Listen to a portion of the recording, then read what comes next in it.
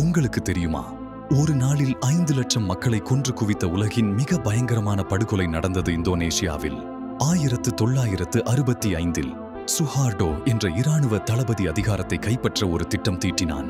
CIA அவனுக்கு கொல்ல வேண்டியவர்களின் பட்டியலையும் தொடர்பு சாதனங்களையும் கொடுத்தது. கம்யூனிஸ்ட் கட்சி உறுப்பினர்கள் என்ற பெயரில் முழு குடும்பங்களையும் அழித்தான். கிராமம் கிராமமாக சென்று மக்களை வெட்டுக்கிளிகளால் வெட்டி கொன்றான். பலரை தங்களுடைய கல்லறையை தாங்களே தோண்ட வைத்து கொன்றான். நதிகள் மாதக்கணக்கில் இரத்தத்தால் சிவப்பாக ஓடின. 5 லட்சம் முதல் 10 லட்சம் பேர் கொல்லப்பட்டனர். உலக நாடுகள் அமைதியாக இருந்தன. சுயே இந்த அற்புதமான மாற்றத்தை கொண்டாடியது. சுஹார்டோ 32 வருடங்கள் ஆட்சி செய்தான்.